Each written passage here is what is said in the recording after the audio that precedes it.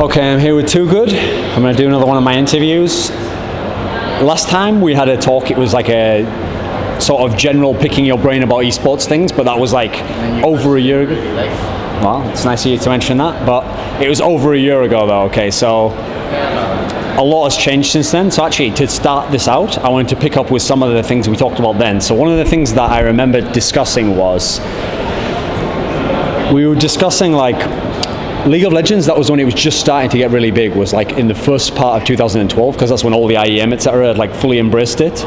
And so the question then was like, will League of Legends become the biggest game? Because people still thought StarCraft 2 could hang on. Is it the case right now, in terms of if we ask about StarCraft 2, League of Legends, Dota 2, is League of Legends like far and away the biggest? And does it have like a really firm grasp on that spot, do you think? Yeah, I still think so. The thing is like, I mean, my view on League of Legends is, it's good for esports, but it's more of a social game than it is an esport game, and it became the new social game of its era, which kind of like I felt World of Warcraft was. And so what will happen essentially is a game will come out with new kind of mechanics and a way to socialize. You know, first of it was raiding, then it was 5v5. That will probably knock it off its spot, and I gave it, you know, like 5 years or something, like total, and I think it's in like year 2 or 3, so I'm not really sure. But yeah, I look at it more because it didn't naturally grow in esports. You know, it's like when you have that many gamers and it's that good of a game, as in like the social and the competitive side that people enjoy. Yeah, it's fine. It's done really well, but you know, I think it will do its thing, and it's helped a lot of people know what esports is now because of what they've done, but they, you know, essentially paid for it, which is fine. Okay. So that's actually something I've said myself similar to that, which is when someone asks me, say in an interview, like, will League of Legends be here in 10 years or something? I usually say like, I couldn't predict, because if I look at past games that got really big, you could never sort of tell what the next genre or next type of game, because the reasons that make them big are always different. What do you think? Yeah, I agree. Like the marketplace for what's going to be the big game and what genre it's going to be, we don't know. We didn't know World of Warcraft with its MMO, and we didn't know how big Counter-Strike was going to be. And MOBA right now, it really is the kind of center of attention. We don't know how long this genre is going to stay on for. But like when I say 5 years, I'm just like, you know, any esport game that makes it as an esport early on should have a good 5 years. So, you know, we can't really predict, I guess. It's more about the industry that we don't have a control over, which is the game development side. So who knows how long it's going to stick around. Maybe too long. Why do you think, one of the things that's always puzzled me since League of Legends got big, and now Dota 2 as well, and even HON to some degree, was why do you think Blizzard themselves were so inept in like figuring out, well, like this, like I heard some stat, okay, that during those last years of Warcraft 3, there used to be these stats of how many people were playing Warcraft 3, but in reality they were just playing Dota, okay, they weren't actually playing Warcraft 3. So the stats might look like, oh, China's crazy for Warcraft 3, they weren't really that crazy, so why did Blizzard never pick up and monetize it themselves? I just think that the way the Blizzard was set up as a company, and I've never worked there, right, so it's only what I can suspect. The way they were set up from a company, in my opinion, was they were slow to kind of make changes. And that's really where the new kind of development idea of Hearthstone allows them to kind of quickly react and handle something in a quicker, more attuned way. So Hearthstone, I think, is a big success. I think Blizzard, if they, you know, had those kind of mentality of the development process of Hearthstone, and they put those efforts in earlier, they would have probably captivated the audience that Warcraft 3, you know, did create with its community and the modders. Valve is a great example of a company that really moved quickly to things that they think's cool, or in my opinion, like, you know, they see something like, you know, potential in Portal, and, you know, they saw like what Half-Life was, and then what Counter-Strike was to Half-Life, and they actually do stuff with it. But they're a company that seem to be able to rotate internally quicker. One of the things I wanted to get your opinion on, okay, goes like this. If I had to describe very briefly, like my favorite thing in esports in any game, it's where you have like an international tournament where you have maybe like top 10 teams there, maybe the top 5, whatever, and ideally I'd want one like every 3 months or so. And obviously we've been spoiled with some of the old games where there was such a small pool of players that you could have this, but I've heard almost overwhelming praise for LCS. It's so amazing and what's so awesome, but there's a factor that people don't seem to have noticed, which is because LCS locks you up from other tournaments as well as the region locking, so you can't play in IEM, etc. It means that you can only have one major international tournament every year. And so think of it this way, okay, let's imagine the best team in North America qualifies every year. That means if League of Legends lasts a decade in LCS, they'll play 10 international tournaments, and that's if they qualify every year. Now, do you not see a problem with this? Because like I'm saying, for me, that's like the main thing I like to watch. I mean, you're talking about how we digest the entertainment on the leagues, I guess. So with LCS, I actually think like the format is okay in terms of having something regular, right? But I still feel that the main focus needs to be on the storyline, which is a word that I think Blizzard were throwing around with WCS for a while. The storyline on the players, like how interested are you in this guy? Because the interesting thing is you talk about like, say the international, right? International 1, 2, and 3 have happened. Every year you're really interested who's going to win the international. If the stories of the players aren't told as well over the course of the year, in the next 3 years, are you going to care so much? It's like, I'm not too worried about the format.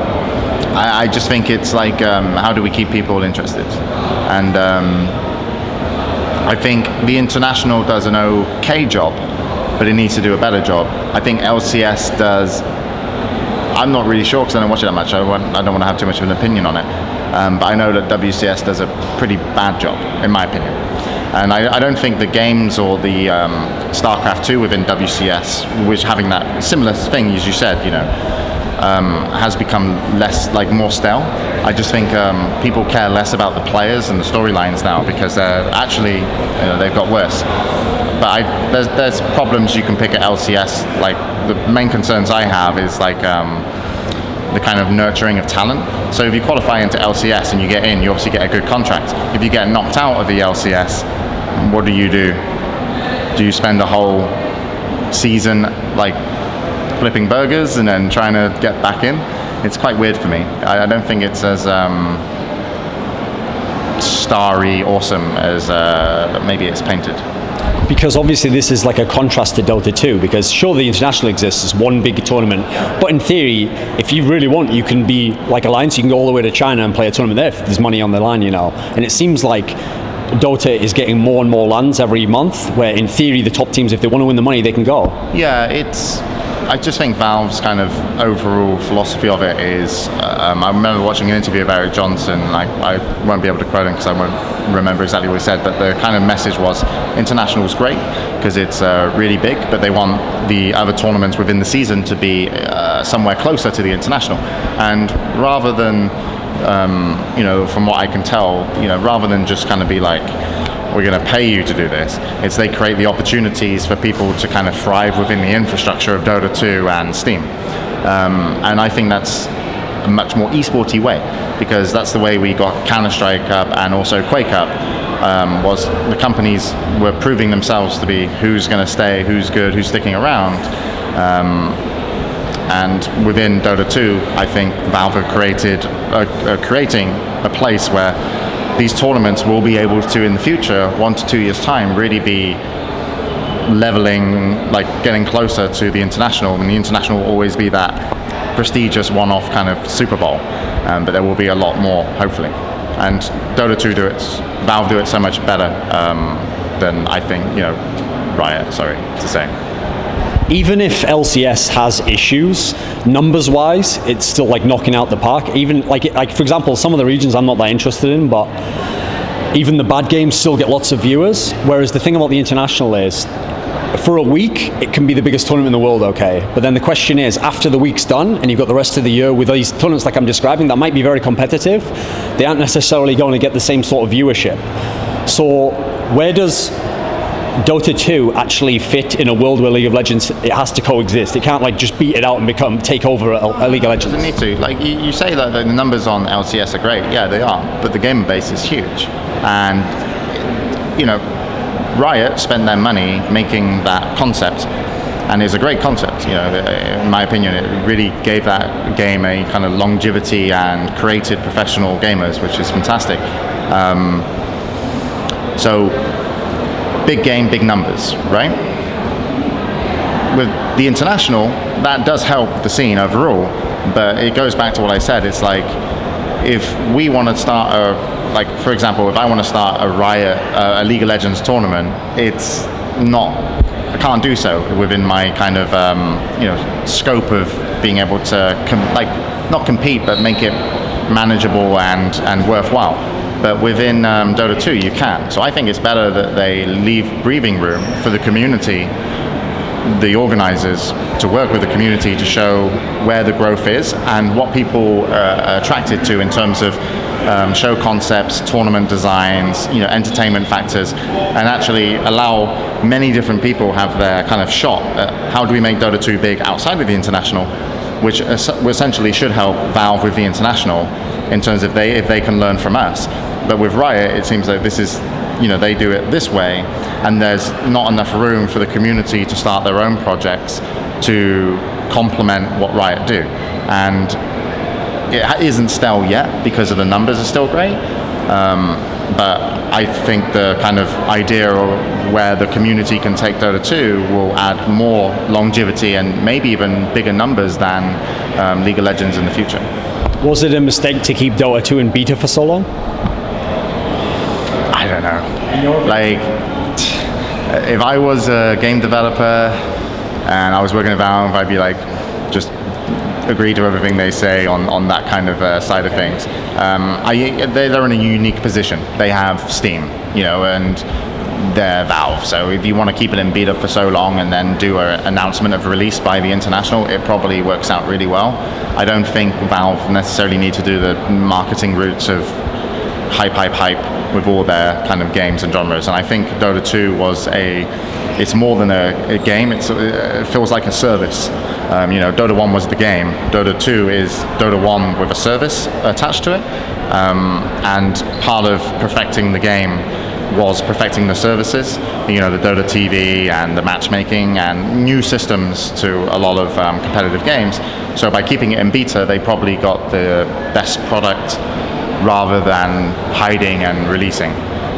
So I think, from my opinion, if I was a developer, I think they created a fantastic service with the help of the community, and esports has very much influenced Dota 2, which is fantastic. So the core thing from some of these questions that I could sort of say is that the difference between how Riot does League of Legends and the other games is that the other games, okay, maybe Valve arranges the international, okay, maybe Blizzard decides roughly how WCS will work, but within WCS even, you can host other tournaments and they can have points, or you can just host another tournament anyway.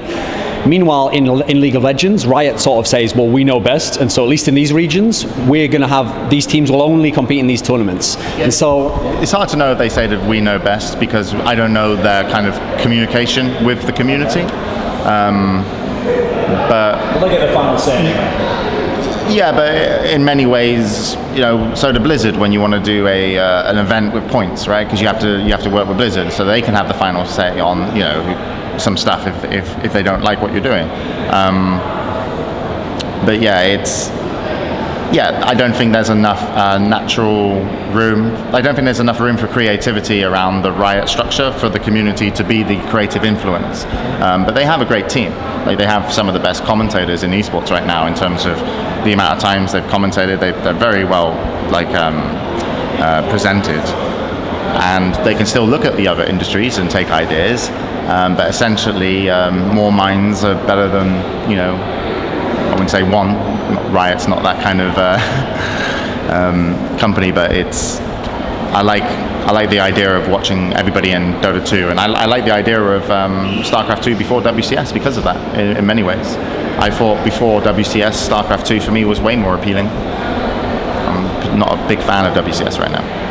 So the thing that's strange to me though in LCS, okay, is that I'd describe the positives like this. If you're in the absolute top teams, they were already winning a lot of money, like in NA and EU, for example. They won money anyway, so they were doing fine. They were pro gamers. Now, then say teams like 4 to 8, the other ones in LCS, maybe some of them wouldn't have won that much prize money, so a salary is good for them. The problem then is everyone below that, like you're mentioning before, because of the amateur scene isn't that developed, there's not really that much you can get. But this is where I can see an issue, okay, because if they had the opportunity, IEM would love to hold tournaments in League of Legends, MLG would love to, DreamHack would. So these tournaments could all be held, but we just can't hold them now. And so in a way, it benefits some people, but doesn't it also shut other people out of being a pro gamer? Yeah, well, essentially yes. And also the other big problem is the online scene for online tournaments in League of Legends, for me, has never really existed. I've never felt it was ever there.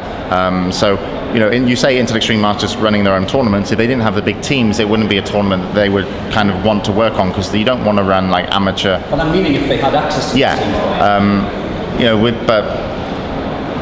well, you saw it with MLG, I think. Like MLG were like, they had the big pro teams come over for League of Legends, and then when they all were tied up with like LCS, if they had to do something for amateur, it wasn't really, I wouldn't say not worth it, but it didn't return as much as they probably wanted to for the time and money they put in MLG and also their sponsors. So the online scene, I feel, is very important. And if you look at Dota 2, we're kind of in a very similar stage, I feel, to where StarCraft was, where there's so many cool events going online. And what happened is that some of the production teams and some of the tournaments, like the Team Liquid tournament, I think it was like TSL, was obviously stood out, but it was still online, but it was amazing. Eventually this will come to a LAN. Now, StarCraft 2, the online section went to a LAN, and then Blizzard came in and structured it. Well, at least influenced it. I don't, how much they did. I didn't feel that was necessarily a good idea. The concept of WCS is great. With Dota 2, so many online tournaments, to the point where it's almost problematic to follow. Not enough LANs, but the natural progression is the LANs outside of the international are hosted by the companies that have proven and built themselves, and there also can be new companies that will come through and host as well tournaments on LAN. That will, in my opinion, create a much better story and a much better kind of safe haven for gamers. It's like easier to get in, and as long as the prize money is there, it's great. And obviously that's what Valve, talking about their infrastructure in terms of their service for Dota 2, can really help out with. And then with Riot, there's when IEM had their LCS, I thought that was fantastic. Now we're at Gamescom, and oddly enough, I find quite interesting, it's the first ever Gamescom I've been to where I haven't seen the Intel Extreme Masters. Because now ESL feel like a white label solution to a publisher, Riot, where they're running their tournament. It's great because it pays now, but when Riot say don't do it, ESL maybe don't have a kind of a better brand recognition at the end of the tournament, just because they don't get to be ESL as much as it is LCS, and also converting the gamers that that Riot have introduced into the system through, converting the gamers that Riot have introduced to esports via their game, which I think is a very good thing.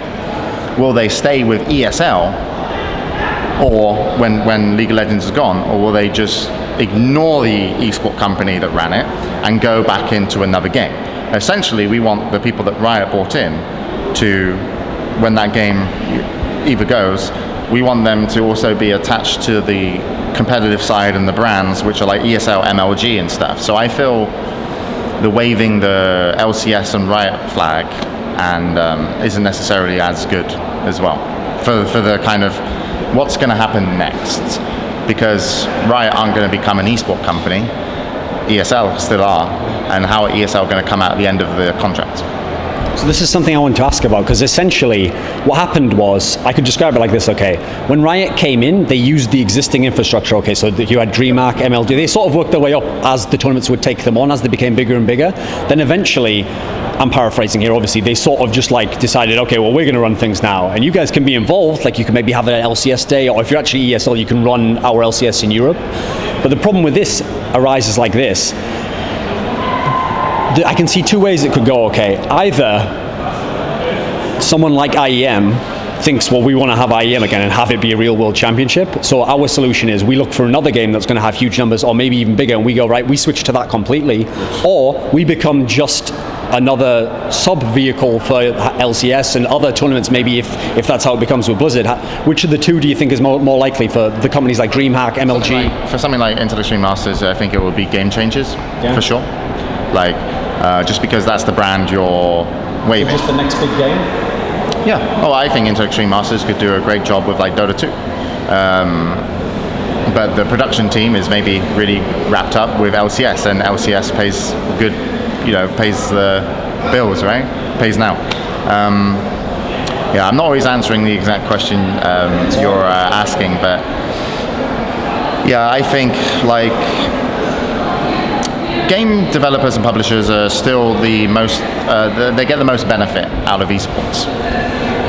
So it's really evident that it is a good idea for Riot to use esports as a marketing kind of vehicle, because the retention of the gamers and kind of just the community they have is very vibrant and will exist a lot because there's esports there, and they understand that, and that's really cool. They understand that.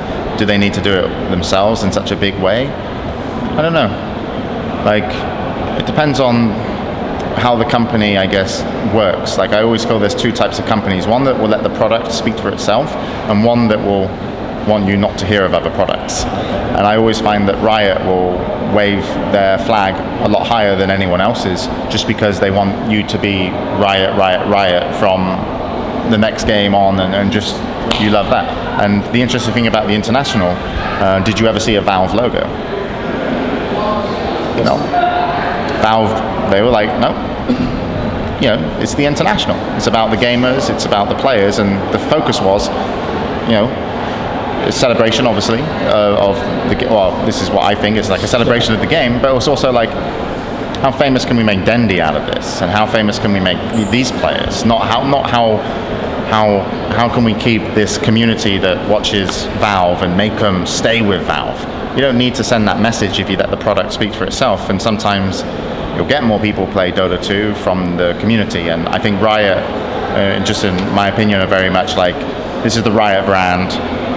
Riot, Riot, Riot. There is no one else. And that's why at the end of that's why I said if ESL lose the contract to do this and Riot do it, what happens to the Riot gamers? I think the Dota 2 community will spread much more across esports, just because they get a lot of their esports from lots of different companies that run other games on Twitch TV, like Star Ladder will do Dota 2 plus X ABC games, and I think that's just healthy cross-pollination. So I know that you're a guy who knows a lot of behind-the-scenes people, especially at these big companies. So I want to get your take on this, okay? Just thinking from a game theory sort of position, when I heard about LCS being announced and they would sort of take over how tournaments were done and IEM wouldn't be allowed to have League of Legends anymore, MLG wouldn't, actual tournaments, I initially thought, oh, they might have shot themselves in the foot here, because maybe these tournaments then think to themselves, oh, well, in that case, you can have League of Legends, we won't be like a sub guy. Organisers are weak compared to game developers. Okay. I said game developers and publishers will benefit the most from esports because essentially they are the first in line for any kind of monetization methods, and people are much more willing to spend on games than they will on like ESL or MLG. So they're weak in the way that if Riot say, we are doing LCS, as an example, and that's the way it's going to be, and then ESL are like, well, that's a better contract than maybe taking the Intellectual Masters here. We need our production team running it, and that's how it's going to be. We're weak. Like, esports is very weak compared to the game developer and publisher. So whatever they decide on, if they pay the bills in esports, they will normally get. And that's why I love Dota 2 so much. I'm really obsessed with the game, and I think the company's great because they're like, hey guys, we're going to obviously, there's a partnership here, but we're going to give you the tools to do what you do and been doing for many years, and to be successful and be a part of the monetization in terms of when people do like tournament tickets for Dota TV. That's fucking great. And Riot are like, we'll pay you, and we're in charge of our side of things, and if you don't get paid from them, you can't run League of Legends. So you could offer the Intel Extreme Masters, but now you can't, just because of LCS is, dwarfs everything. So it's quite an interesting problem, but we're weak. Esports is weak compared to publishers and developers. That's why I went into game development. I was like, I want to be one of the guys in charge of how this works. And my concept of when I worked at Bloodline Champions is I actually put a tournament system in game that people could use. And I actually wanted further development on it, which we didn't get to do, where people could actually kind of spawn a tournament in game. So we would give them the community, and like maybe Still Series would be like, hey, we want a tournament once a week, and then Still Series can come in and utilize that. Or an event organizer who just runs tournaments for a community on a website with 3,000 people, but they're quite active, could be like, hey, we're going to host a tournament in game. And they can benefit from this. And if we had those systems like the Dota TV and prizes and stuff, we could have monetized that similar to how Dota 2 do. So it would have been a more advanced system than the kind of what I think Dota 2 has right now. And that would have been great. And that's why I wanted to be in that side of the industry, because I felt that the game developers and publishers they will either help or hurt esports the most, by far. They are so much in control. We don't have, I don't think a lot of people realize how in control the game developers and publishers are. And when you say, well, Valve aren't in control because they let people do it, but that was their choice. They let you do what they do. So we are in control of where Dota 2 goes in many ways, which is great because they gave us that freedom. And that's the kind of company I want to represent in esports in terms of their game. Rather than Riot, where I get told where I'm doing and what I'm doing, in my opinion. I never worked with them, but that's what it feels like. So that actually kind of gets to the point I was going to make, which was, so we're talking about how the game developers can control how even the tournaments are done. Well, what I was initially thinking was, okay, well, if these big tournaments want to exist like IEM, MLG, etc., then the obvious move for them would be, okay, maybe we still do the LCS thing on the side, but then we just have Dota 2 as our main game. Now here's the thing. The conspiracy theory is pretty obvious here. Well, wait a minute, if they don't pick up Dota 2 and they could still have these big tournaments, that would suggest something stopping them picking it up. If it has the numbers, then you would otherwise. So the conspiracy theory goes, Riot tells them if you do our tournament as well, you can't have Dota 2 in your tournament as well. But Riot denies this exists though. I think I have a contract in my email from the time I worked at Bloodline Champions that was with a company, and it basically said at the time, by taking our contract to do League of Legends, you were not able to run Dota, Dota 2, Heroes of New Earth and Bloodline Champions. So, because I contacted a company and said, we'd like to bring BLC. They said, you can't. I said, why not? A personal friend of mine was like, take a look at this. Obviously, if that email got out, he'd probably be pursued. But I actually had something on paper back in, I don't know when I was at Bloodline Champions now, but I was sat in the office and I was like, have a look at this. That was a strong arm tactic, but that's the Riot. I don't know if you're trying to get me to bash Riot here with these kind of questions, but it's like, that was always my opinion. It's like, yes, they've helped us many ways, but it's a strong arm company. It's like, we are Riot, we exist, and we exist kind of first. It's like we want to retain our audience and not let them leak out to other games. So that contract did exist. So tagging on to something we talked about earlier, the idea that you can't predict what the next big game will be because even the people who make the games don't know why it's going to be so successful, okay? This also suggests that you can't just make... We don't know which game's going to be. I was just wondering after that answer if someone's going to try and sue me and say that contract doesn't exist and I have to bring it up and stuff like that. Again? Huh? No, I was just saying, I was just thinking should I say that contract exists, because then if someone says... You want me to take that out? No, it's fine, you can leave it in there. If someone challenges me, I'll dig it up. I'll write my own one. Okay, so what I was trying to get to is the idea that you can't basically design the biggest esports game in the world. You can design a game and maybe it becomes that, but even you can't decide, okay. So the problem here comes in the line with what we're saying, okay. If we're using Riot as an example, okay, this isn't just a bash Riot, they're the best example of a company controlling things from the developer down in terms of the esports, okay. So if they run esports for League of Legends, they decide all the tournament, the structure, where it'll be, when, etc. Then if eventually, I mean, it's almost inevitable to me, one day League of Legends will not be the biggest game, okay? It's very unlikely that they'll have a League of Legends 2 or some side game that'll also be theirs, that'll become the next big game.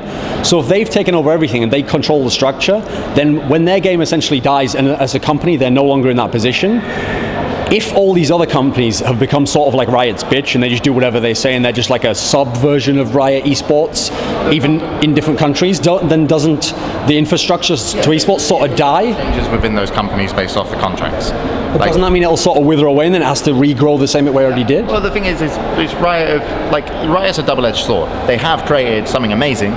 They've got a massive community, they've got a great game, and they've given esports to people in a very, as in like, they're like, this is a formula to success now, we can do it, make it happen.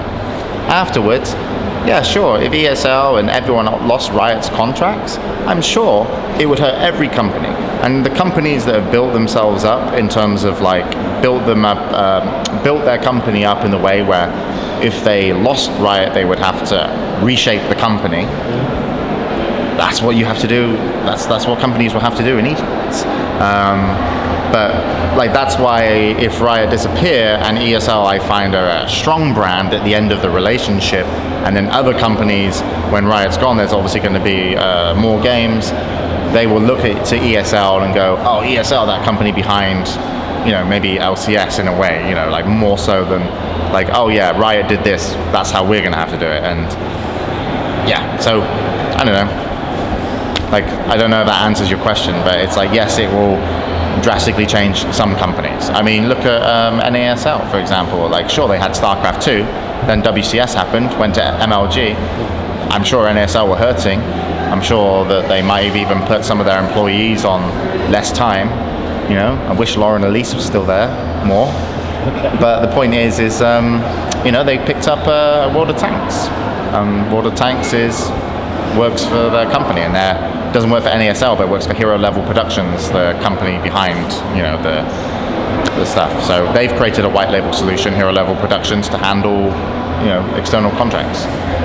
So I guess do we need the company brand name to be strong, or do we just need the people within the companies to have a fantastic kind of business? Because maybe Hero Level Productions doesn't need to be a brand name like ESL, because it's a white label solution, to pick up new business. Certainly it doesn't. Hero Level Productions, the people behind that should be able, they've obviously generated business. But I was, when I think about what it could hurt, it's the transition of the gamers and the community and the people that were involved. Not so much, maybe much the business side. So I'm not too worried about the business side if that answers your question. Like ESL have adapted a few times over the years. I think when I was working there were 140 employees. I think I got called into a meeting, like end of year meeting, where I asked for more money, and they were like, nah. And I'm like, fuck. And then they were like, well, what do you think about our company? Any recommendations? And I told them to fire half the company, because I was like, surely you're too big. You're too big for all the contracts. And then I come back a couple years later, and there's 70 people. They didn't take my advice, but for me it was evident. To me it was evident that the company didn't have the business after the boom of esports in the kind of shitty times like 2008 when everything was like. And obviously ESL is a super nice company, so they probably didn't want to have to adapt. They wanted to, in terms of employee on staff, but more so where can they go? But we're weak. We're still a weak industry, esports.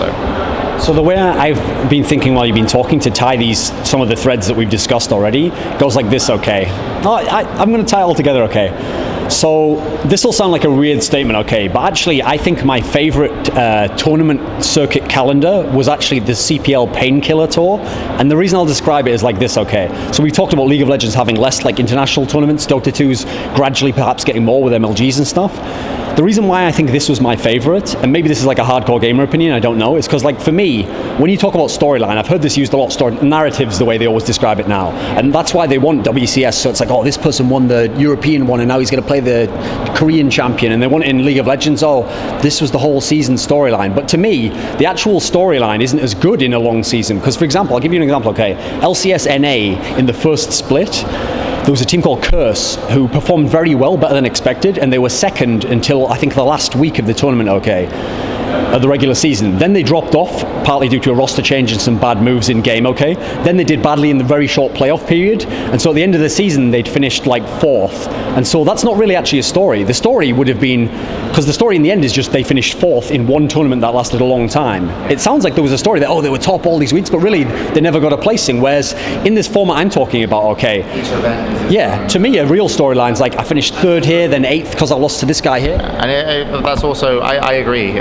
It's very much the kind of stops and the tours were fantastic because it was easily digestible as to watch. You didn't have to watch the whole season. But I think a lot of the industry from streaming have become greedy because of lack of ways to monetize outside of sponsorships, where Twitch TV to them has become a huge deal.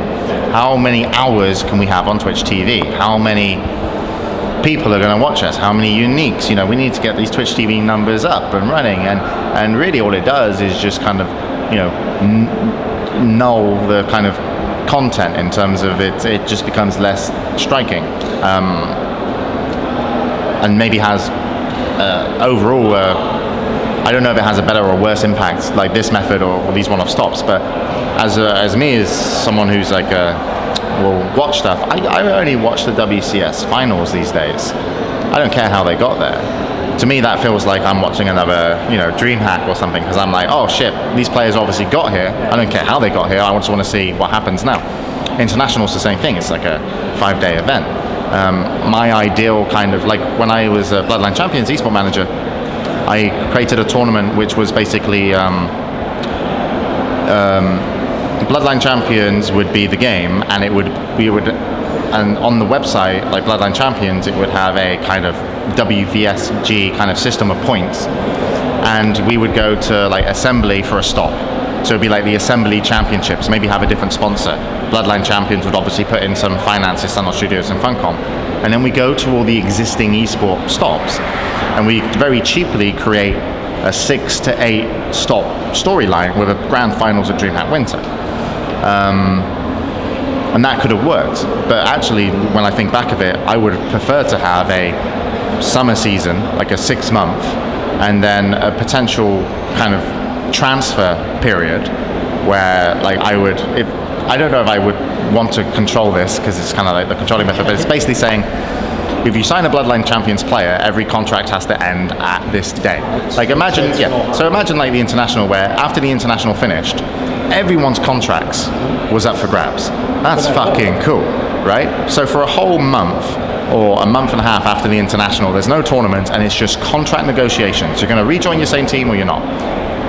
From when that happens after a month and a half, you have like a up to a winter season where you have like online tournaments and maybe something big, so you're like the Winter Championship. Then you have something coming back on the year that finishes 2 months before the International, and that's your Summer Championship, if anyone could do this. And then 2 months kind of period where people are training up for the big International, where the invites go out, just after the Summer Championship. And that for me would be like a great story, because the International gives you that one-stop shop where you have that, I watch this tournament, I know everything that's happening. The transfer period would be based after what is the World Championship with the International, if you could say that, would be really interesting. And then all the other tournaments, the kind of free-for-alling it, as long as there's someone doing something similar to the International and prize money, I'd be okay watching that, as long as it didn't last more than like 12 weeks. I don't want to see a D2L Dota tournament, which was like, I don't know how long that lasted.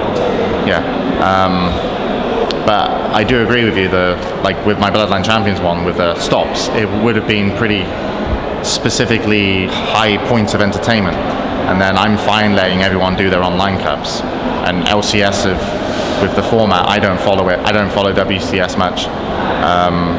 I don't follow D2L much, but I'll watch a DreamHack and I'll watch an MLG. And so sorry I rambled on that one, but it's kind of like, I agree with you. The way we digest entertainment is highly important to the success of our industry as well. That's what we do at the good. We try to do at the Good Studio. It was really funny when I worked at ESL. They were doing this ESL tournament, and it was I can't remember what it was called now. who was in it? It was the Quake tournament that they play weekday play, like week 1 to week 8. And it was EPS. Yes. So they're EPS, and it's like, we're showing Quake, but the thing is, you tune into ESL TV to me and Joe Miller, who are really good at casting Quake, and you'd see a game from that week, but only one game. You'd get like Kilson versus whoever. And then you'd be like, okay. And then there would, like, on the other days, there'd be more tournament games, but they wouldn't be broadcast. And so I came up with the concept of doing just a 4-man bracket each week, where, you know, you'd have a start here, semi-finals, start here, semi-finals, and a final game, winner moves on to grand finals. So it was a 5-week project, 4 weeks with 4 gamers and 1 finals, and it blew like EPS out of the water. It wasn't because the gamers were better, it was just because the format of the entertainment was better. And I did that at ESL so long ago with a Razer sponsored tournament, and I also did the same thing for World of Warcraft, which was, at the time, I think on ESL TV, probably the best numbers they had on a kind of like a tournament show from an ESL product. That people really need to recognize that. Like, we're not necessarily sports so much that we need seasons and play days and all this stuff, unless you can tie all the amazing entertainment around it, like the ESPN and the content interviews and the content media. You sometimes just need to package it nicely for that moment. And that's what we focus on in the Good Studio when we do the Arena, which was a tournament series. It was every Sunday. 1 different game every Sunday, VLC, Quake, and it started, finished every Sunday with prize money. And our numbers were much better than other tournaments, and people would kind of feel that they got the whole story and the hype there, and they would remember the team's wins in our arenas, which were less prize money, than they would remember the team's wins in kind of a season tournament, where, you know, it's like, sure, they beat, you know, Mouse Sports beat Team Liquid or something, and it's like, but no one cared because it was mid-season. On ours, Mouse Sports won Team Liquid on the Arena. That goes onto their portfolio. So when I see a finals, I count that game as a storyline to the grand finals of DreamHack, as opposed to what happened in the season of, you know, D2L or something. So I agree with you. Rambled again. Like the sound of my own voice. I don't know. Sure. Not very good at interviews. Continue. Unless you have to wrap it up. No, so I actually had a topic that we discussed in the first interview, which was sort of, because League of Legends was becoming the big game, okay, the big problem that all the gamers from the other games had was that they looked at League of Legends and they thought, oh, you're only taking that as the main game because it has the most viewers, okay. And so the idea was, now it's not even about how good the game is, it's about what will give the most viewers for an IEM or some tournament like that, okay. Now the problem with that is, I'll even fully admit, I didn't know much about MOBA, okay, so I wasn't judging it as in that game shit, because I personally had never played League of Legends, okay. But I was angry because I like Quake, and so I don't want to see Quake go, I don't want to see Counter-Strike go. I'm looking at it from that perspective. But if we look at the other perspective, okay, when I see World of Tanks, like, again, I'm not a super expert about that, but I can at least appreciate something about League of Legends, okay? I can appreciate almost nothing about World of Tanks, and then even worse, that makes me think if that model's in place, the next game coming could be even worse, you know, and it could keep going, okay? And eventually we're gonna get in this scenario where if you're gonna, right, people think that you're being cynical if you say there's gonna be some really shit game with no skill that's gonna be the best. And I heard someone who's very influential, I won't mention who they are, they work at one of these big companies, and they made an argument that I think is really stupid, okay? It goes like this: as long as one person in the game can consistently beat another person, that proves that there's skill, and therefore the game has skill and it's a viable competition, okay? But here's the problem. No, it was someone worse than that. It was someone in IEM. Okay, I won't credit his name though, okay? So this fellow had this theory, but here's the problem I have. Here's my counterpoint. There's actually professional tournaments for rock, paper, scissors, and there are people who are champions in this and can win, because you can still predict and all, but this is a game with very little actual skill, okay? The skill is like, you wouldn't watch that on television. So what do you think on this topic? Yeah, okay, basically what you're saying is like, we only credit the bigger, well, basically, like what games getting shitted, the people shouldn't credit what is an esport based off the size of the game. In my opinion, I think that's very true. League of Legends is a big esport game in viewership. That's great, but as like what it is as a game designed to esports isn't as good as Quake. But I don't think people within our industry have found a formula to work with the smaller communities with the other esport games. We're a weak industry. For me, for example, take a look at Smite. Smite has 3 games. One of them is, Hi-Res Studios. Hi-Res Studios has 3 games. One of them is here as an esport. Now, people are like, this game is not as big as League of Legends and it's kind of like a MOBA, probably shouldn't even be here. But at the same time, it might be more skillful than League of Legends to play, but they have a less of a community. Now, what the Hi-Res Studios have to do, and also our community as an esport community, is find a way to fit them in to what esport is. In terms of like, can we find a financial business model that works with a player base this size, and a game this size, and esports companies of certain sizes? Can we fit Smite in?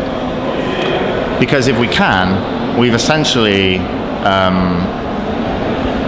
done a huge justice to anybody who has a really skillful game that isn't going to be as big as League of Legends. Like, we don't want to ignore you. I would love Smite, for the player base it has and the pro gamers that are here, to have a esport tour.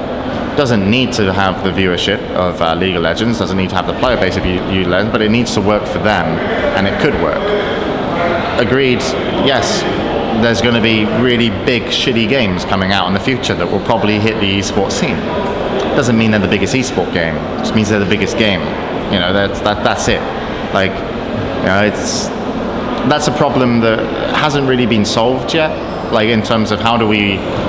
It's the same thing as nurturing a pro gamer in League of Legends, and or nurturing any pro gamer and giving them the ability to be pro. It's like, how do we nurture any competitive game? Because there is a community, and there is people that will obviously beat people, and it's harder to beat people in some games than it is other games, right? Maybe in League of Legends it might be easier, or maybe because the game is so, I don't know, but maybe if it's so flat on the skill, it's actually really hard to beat your opponent because there's no way to get an advantage over them compared to like Quake, and so it's actually easier. But it's going to happen. But like, if we can solve that, I wouldn't say problem, but if we can come up with a way as our community in esports to offer ways for the game developers to fit in our system, we will become then the more powerful. So imagine if, for example, all the Dota 2 systems and Steam and all the things they develop were available for all these different games. As in the in-game stuff? Yeah, this is something I actually designed, and I tried to sell to DreamHack for $800,000. I said, I will build you a competitive version of Steam where people can play Counter-Strike in a way, and then someone who does, like the developer of Super Meat Boy will come and be like, we want Super Meat Boy to have a competitive element where 2 people race, and then the winner goes through to the next round, and there's matchmaking. And it's like, sure, that's not going to be as skillful as beating someone in Quake, winning a match in Super Meat Boy, but if you could have that system, and that system was placed within a kind of competitive version of Steam, and people were paying to be there, you are in charge in a way, like you're first in line before the game developer. But the game developer will get a lot out of the systems that we create and have worked with over the years. So there's many ways to kind of look at the problem. Do you look at it from an event side, how to make it cost efficient for these companies to be here, or do you look at it from an online section side? And I know there's companies like Beyond Gaming and Face It who are doing these kind of competitive systems and stuff, but they're all kind of shitty, like, in my opinion right now. Like, like they haven't made an impact. They're not the people behind the companies aren't the ones that will probably be able to make an impact. Yeah, if Steam made the Dota 2 systems amazing, if Valve made Dota 2 systems amazing with like tournament systems, and then gave that as an SDK on Steam for other game developers to actually code their games to have a way for it to be competitive, that would solve like the first one, which is the kind of nourishment. Obviously Valve would then be the ones that benefit from it, and then secondly, from there they see their success level, and then they have to go to the different esport partners and figure out where they fit in, if we can fit them in based off the business model around event partnerships and stuff, because event partnerships for like DreamHack and to work with Valve, obviously there's actual things that benefit you from working with Dota 2 because ticket sales in game. You don't have ticket sales in StarCraft. You don't have ticket sales in Riot. So it's such a complex kind of problem. But I wanted to make that system. So if anyone wants to give me $800,000 for no reason whatsoever, I'll design you a competitive version of Steam, and you'll be able to play cool games on it in a way that anyone can be competitive. It'd be awesome.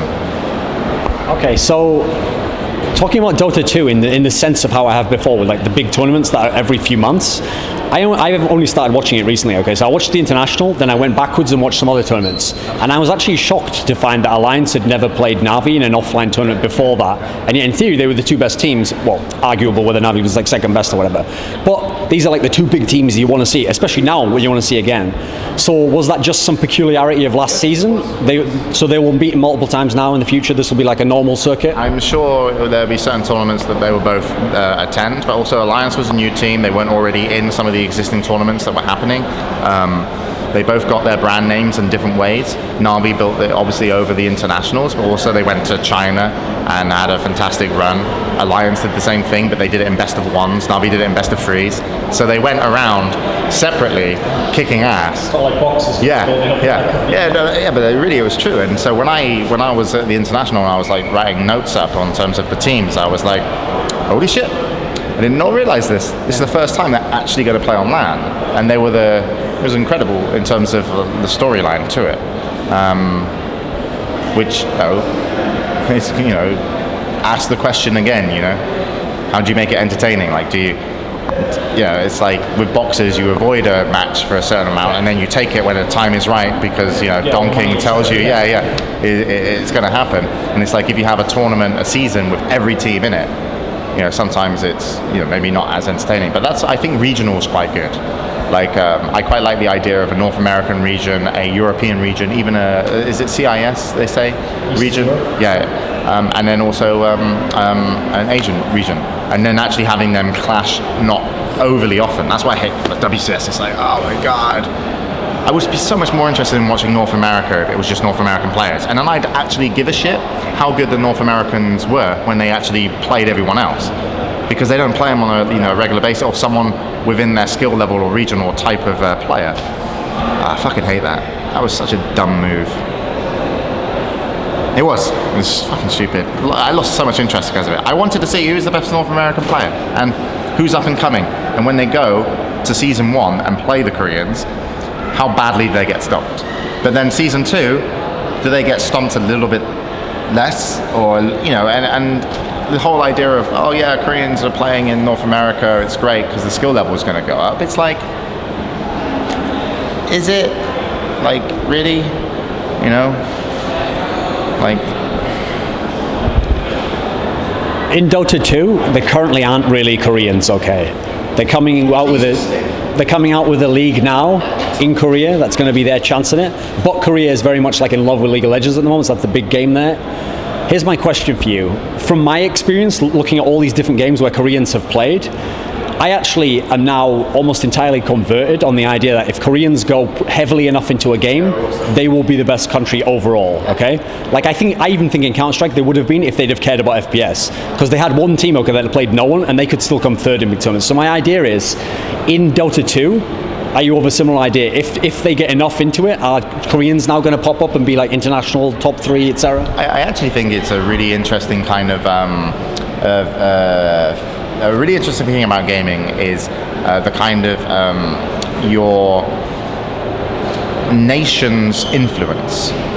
Like, how do Germans go through school and university and work does affect you in video games. Because it's the way that your mindset is, it's the way you're nurtured to kind of tackle problems. Obviously there's a huge amount of uniqueness to every person.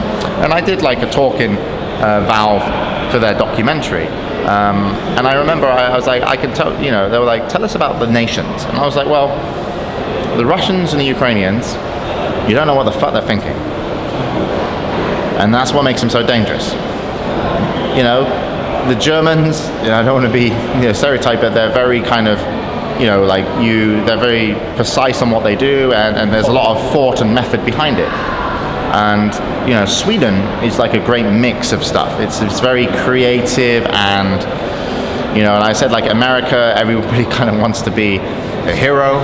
It's like, I can do it, and they and sometimes it was better to wait for your team. And so I actually think that nation-wise and the kind of nurture of our society heavily affects how the gamers are. And obviously, that's just not in terms of the kind of psychology side of things of how people brought through life, but also how the country looks at technology, obviously, right? Because like Korea and Sweden, they're great with tech, they love it. And they produce, because of it, it's very accepted and they can produce great gamers. So it's just a very interesting thing for me to watch different nations play team games or individual and see how they overall perform. So your question was originally... Do you think the Koreans will have a big impact on Dota? Yes, because the success from other games, and I believe that the way they, I don't know how they do it. Like I'm not sure about I've never been to Korea actually, so I just know it's kind of like why they're good. It's like I can't explain as well maybe why Sweden also so good, but I could explain to you when I played Quake TDM how a team was going to play, like a French team based off a French team or a German team or a Dutch team or an English team. I would have more of an idea from knowing how the personalities were within the players, which was obviously shaped by a little bit of nurture, how I was going to have to tackle the task. The French were super fucking aggressive at times, and they were really fucking sneaky and annoying. They would come back around the corner and shoot you when they shouldn't, and because if they got away with it, they were super chuffed, happy, and it would piss you off. But the German team wouldn't do that. There might have been a couple of players that would. It's not completely stereotyped, but you would figure them out. Yeah, it was definitely a thread of interest to follow, and I felt the UK actually made the best teams because of that, and Sweden. But I don't know what it was. I don't know what it was about the UK, and it's just the way that we get through problems. Quite high-spirited for the English when they do competitive games, in my opinion. So often when you have the most fun and you treat it less like a job, you sometimes have the best results. I mean, if you look at some companies, and when I look at employees, and I try when I want to be a much bigger company, hopefully, it's like I want to remove the idea of having to think about money from the employees to allow them to really shine at their jobs. Because if they don't have to come to work and think about what they're having for lunch and how much it costs and how much their rent's going to be, they can focus on what they do. And if they can focus on what they do and they love it, they're just generally enjoy it. And I always feel like the English with gaming often have I have had a lot more kind of fun in the teams where I get to play with like Dave, Deuce and stuff, because I don't know. So I would be remiss if I didn't ask one question about Reborn, but I want to ask of you like this. Everyone else, right, just gives you the floor and they're like, tell us a great story about why this is going to be an awesome game, Too Good. And you give them the spiel, you give them all the great points you've got to make about the game. Here's my point that I want to ask you though. I want to know how it's going to be a game, because this is my question, okay? Like I said with the Dota 2 beta issue, it's a real problem to have awareness of a game be really far from when the game comes out. And the problem here, I will give you the example of CS Pro Mod, okay? CS Pro Mod sounded like a shit idea, okay? But amazingly, I played it not that long ago, and now it's actually quite good. Like, it did what it set out to do. Problem is, it took 7 years to get there, so it doesn't matter now. It's actually missed its point. It had to have sort of do it in a year, or it couldn't do it, basically. So if Reborn was an idea a year bit ago, you were talking about, had all these ideas, like, where is it now, and when are we going to see it? Okay, I'll answer this. I'll answer this to make the interview interesting outside of my rambles. Reborn was kind of talked about a year ago, right? So it's only been a year, and a lot of that has been focused on business and engine development. Now the team, no one's been really taken into the team as a way like, you are signed, you are here, and you are paid for, and this. It's more been, I've run around a lot, asked for money, asked for partnerships, and actually I've been very unsuccessful. Like I've had 3 kind of big investment talks over the course of the year, and all of them have fallen short.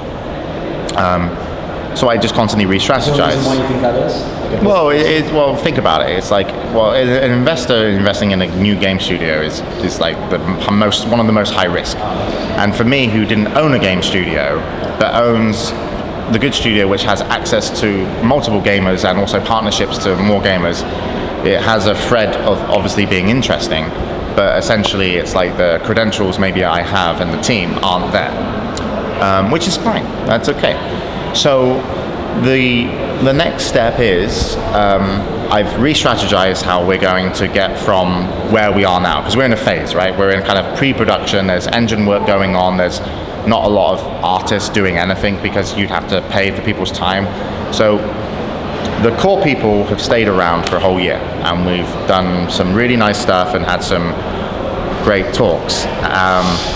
Some of the guys who've stayed around for a year have been offered to invest like $50,000 of their own money in the game. Like, I got a message on Skype and he was like, dude, I got this money, it's $50,000, could I invest it into Reborn? So the idea is now, because I was essentially working with business relationships with investors in terms of the company structure and how the split would be, I'm actually now working mostly with the current team. So I have to fly after this, and I have to have a meeting with our one of my most favorite people from working on this project with, who's pretty much, in my opinion, like, you know, if I'm going to be the front guy, he's one of the back guys that makes it work, and just sit down with him and be like, right, we didn't get a shit ton of money. We got some money. But now, because I didn't raise a shit ton of money, it's going to be harder. But it's going to be, if we're going to like really take this to the next stage, it's going to be harder for the both of us. Let's talk about what we both want from the project and what we can expect from the company. So now, instead of looking at investors and dividing the company and equity between investors and myself, and also the team with options of kind of stock options, it's because that was for me a safer way. Like a decent amount of capital, I would really get to the end, I felt, quite easily. Now I don't have a huge amount of capital.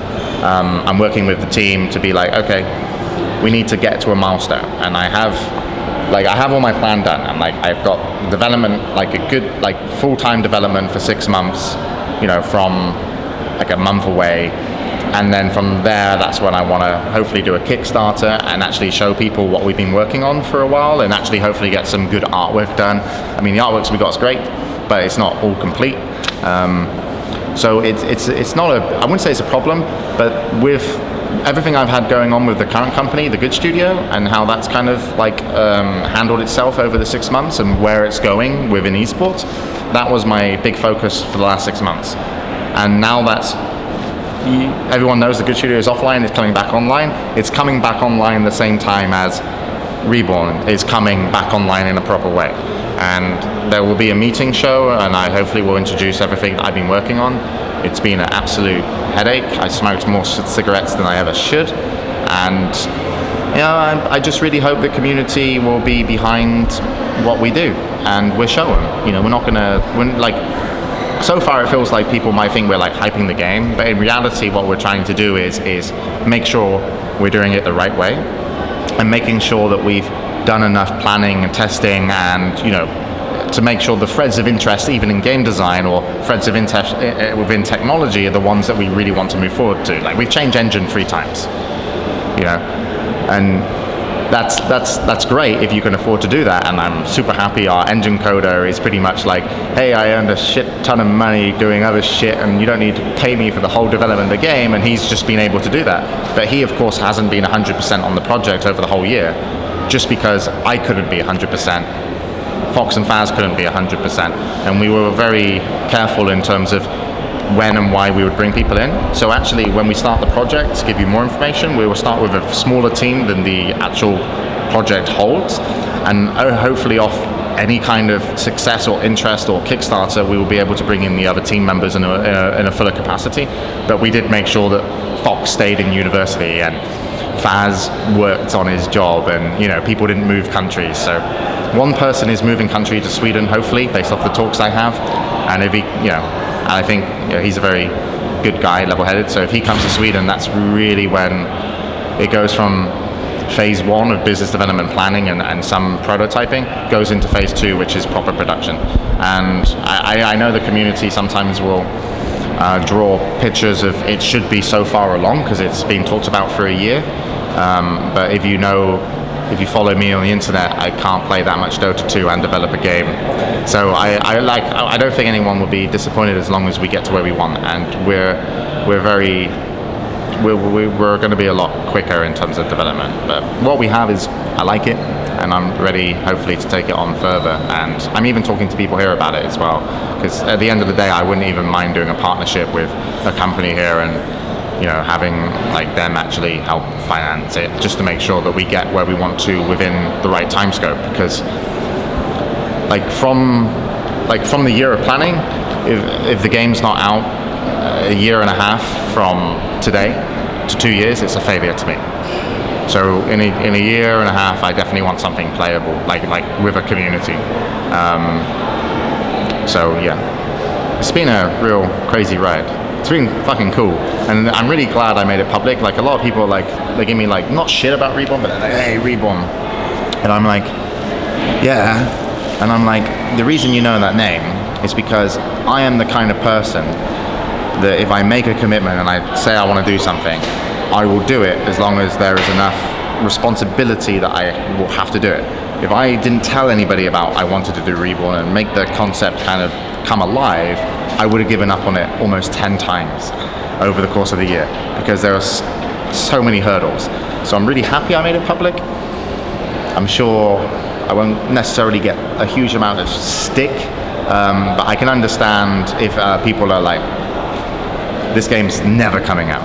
Because that's what some people say here, you know, like I know some of the guys behind the business here, you know, they say, how's Reborn going? And I'm like, do you really, you know, are you just like, you know, poking a little bit of fun? But that motivates me. So that's fine. And I just hope the community also see the, what we do and are cool with us. So I like to do like a hypothetical to end my interviews, okay? So the way I thought of one for you goes like this. I know that because you've played a lot of FPS and now you're into Dota 2, and I know you've played a lot of like BLC, World of Warcraft PvP mode, and you've even known some players, like I think Strider used to be FPS and then he did some World of Warcraft or something, so you know a few VU as well. Okay, so one of the things I always liked about dual FPS was how wide the actual skill set could be and the amount of styles that could work. So you could have like a guy like Rafa be like the 10th best aimer, but he could win like an aim-heavy game, okay? So if I would ask you to name me like 2 or 3 players who are FPS, really good FPS players, who you think in another world, if we recreate them now in like the modern environment of MOBA and they're like an 18-year-old kid, they'd be really good as MOBA players. Who stands out? Forrest. Forrest is the best gamer in the world.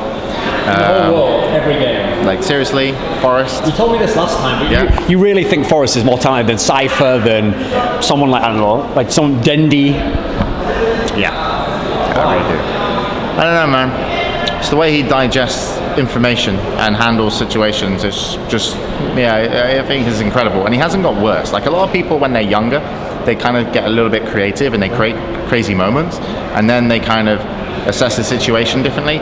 Forrest always seems to stay relevant, and I think if he was a MOBA gamer, like a new kid coming into MOBA, he would shit on people. So Forrest is my number one. And I can understand why you say why not Cypher, because Cypher is like whoa, but like, you know, I don't know, like I wouldn't be able to even put Cypher in the top 3. I'm like, yes, he is the most skillful I've ever seen in Quake, but overall I wouldn't know because maybe it's just his thing. You know what I mean? He's like found his bread and butter, FPS gaming, and not necessarily another game. So who else is So yeah, Forrest is number 1. I would put Fox up there. Fox? Yeah, I would put Fox up there. Basically, I would put Fox up there more so on the intelligent design of how to win a game. So the tactics and the strategies. I would put him up there where he would be able to beat the player and the game, and also assess the player's skill level and adjust his game style off not just being able to beat him. Like if I'm better than you at a game, I could just play without thinking and beat you. Sure. But if I understand how good you are at the game, I can punish you for the level I am. And I think Fox has a great kind of way to analyze like other people and the game itself. So I really think he would be someone. So Fox and Forrest, both Swedish. Give me a third one then. Yeah, third one. Me. Really? Yeah. Okay, why? Because I'm the best leader you'll ever have in a game. Why would that be though? Best communication, best analyst of the opponents, even better than Fox. He was more skillful than me, but I could beat Fox, right, in like TDM games with a worse team, or at least keep up with him based off my decision making against knowing his team was better and how to utilize that. It's very arrogant to say. Very humble ending to this. No, but like, oh, fuck it, man. I'm fucking awesome at leadership.